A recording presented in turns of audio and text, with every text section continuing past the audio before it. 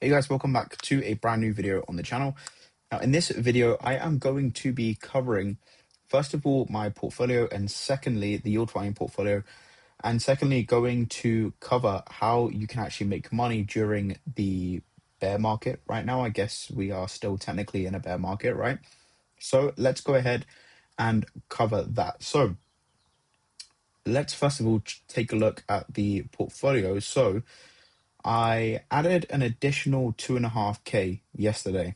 I created this new position, which is a 60% wide position minus 30% plus 30%, and it's currently earning around $4 a day or 56% APR. Again, the range is between $1,700 and $3,100, and we're now sat at 8.8K in total deposits, making around $14 per day with a 59% APR. Now, it's pretty obvious the one that's bringing this down is my USDC to Bitcoin position.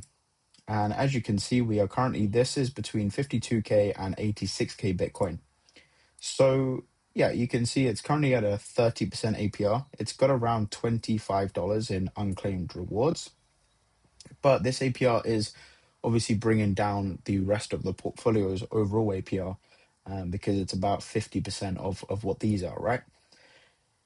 So I am thinking to take this 1200 out and then probably compound it and stack it into this one here with a 60% range on ETH. And we're currently making around $15 a day. So right now it currently stands at around 400 to $800 a month. It varies.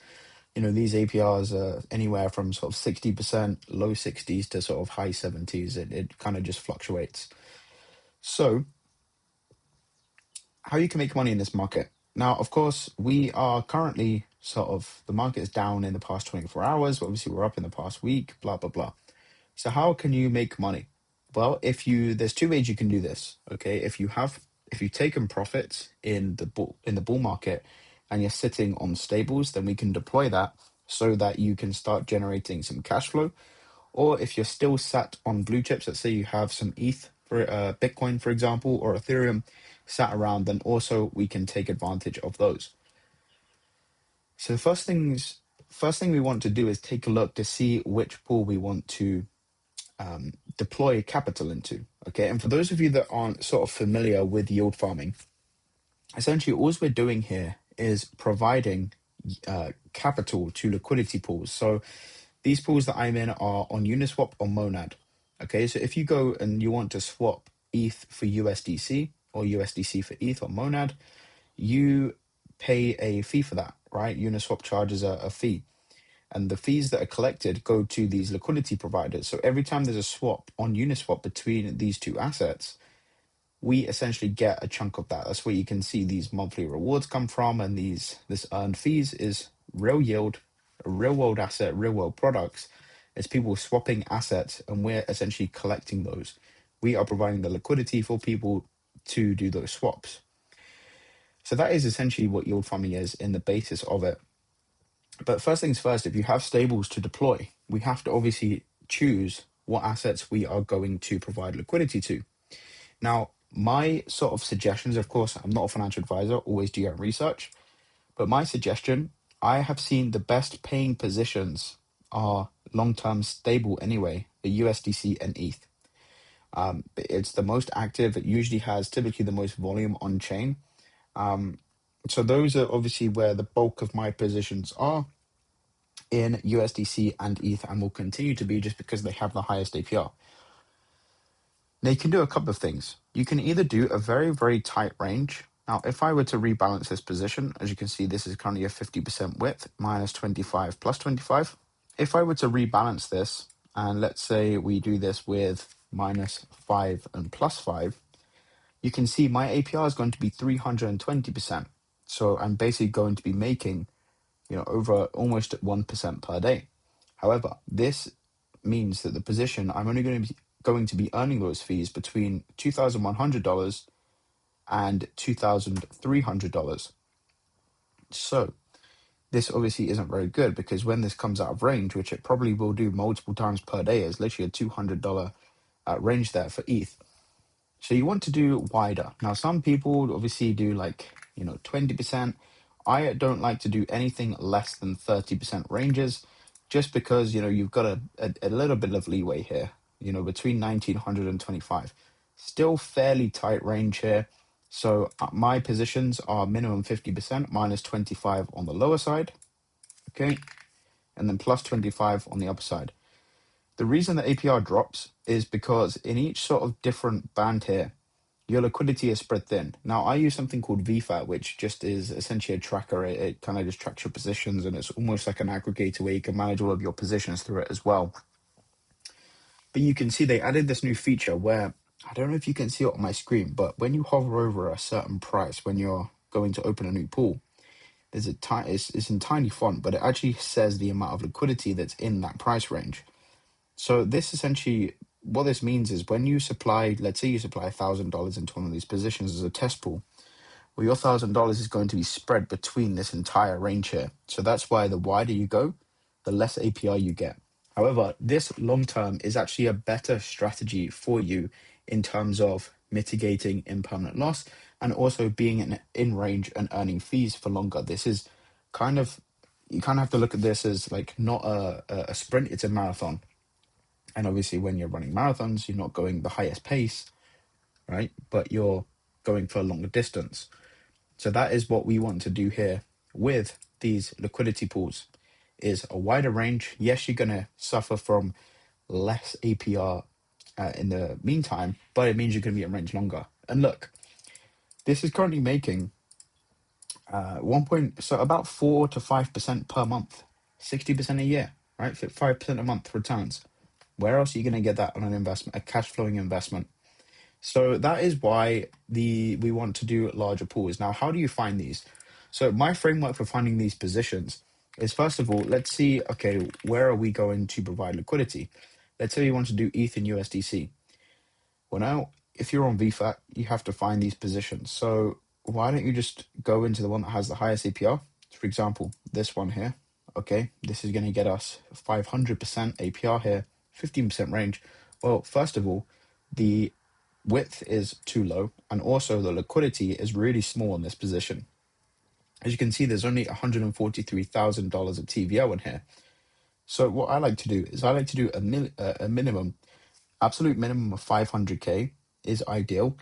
However, $1 million in TVL is again ideal, and it just means that there is more security, more stability in that pool versus going for something with a lot higher APR but a lot less liquidity. It just means that there's more stability on this basically when there's higher TVL. So there's a bunch of different positions here, and you can filter, right? If you don't want certain change, you can click the filter here on VFAT and you can select the change that you're happy to bridge to, and you can select the protocols and if you want points programs or not. And also they have this pools as well. You can also do pools for sure. Just whatever you want essentially. The only difference is farms also include sort of on-chain rewards like incentive programs and stuff, and pools don't. It's pretty much the difference there.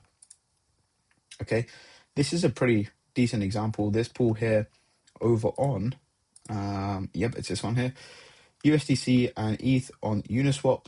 On Ethereum, this has a $86 million of TVL with a 44% range. You're going to be getting 54% APR. That's great, and there's a bunch more of these. This one on Base, 95% APR, but quite a tight range. So you kind of just have to play around with things and see what you're happy with. This USDC and ETH pool on Monad is pretty good right now. Fees are great, and you get a little bonus in extra Monad for farming the chain, which is nice. So I like this position, but you can go into whatever you like. You don't just have to do ETH, you can do Bitcoin.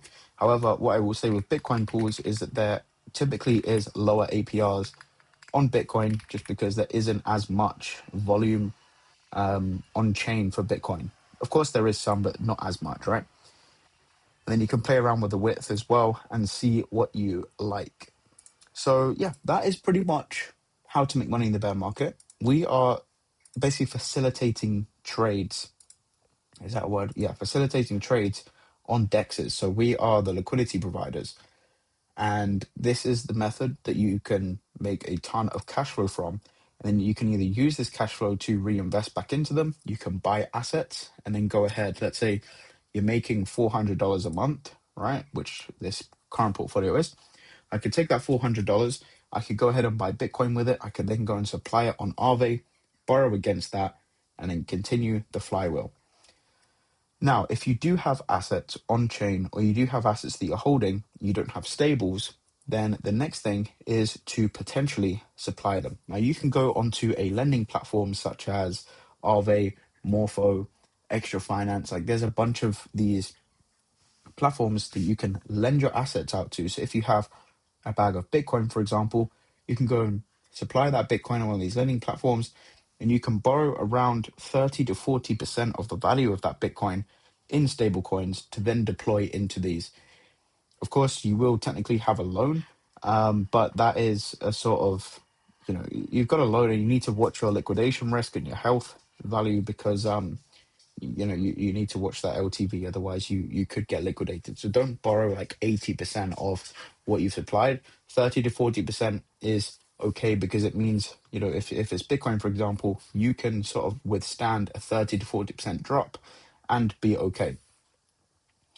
So that is basically how to make money with these. Now, if you're going down the lending part, the lending route, then you do need to watch that sort of loan that you've taken out because there is interest paid on that.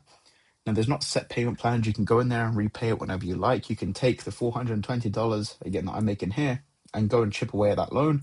Or what you could do is you could take these rewards, you could buy more assets to increase your collateral that you've gone ahead and supplied, and you can then increase your LTV ratio, and you don't really have to worry about the loan as much because you're constantly sort of adding to your collateral. So that percentage that you've borrowed is continually dropping as your assets amount that you're lending is increasing. So I hope this makes sense. Let me know if you have any questions. Also, if you want me, I want to drop a yield farming Discord server, a specific Discord server for yield farming. But if you want that, if it's going to be useful, if 2 or 3 people say yes, then I'll drop it and we'll release it. So that's going to be it for the video. If you have enjoyed, make sure you smash a like, subscribe if you are new down below. And if you are farming already, let me know what pools you're in and let me know what things are looking like. And yeah, with that said, I'll see you on the next one. Peace.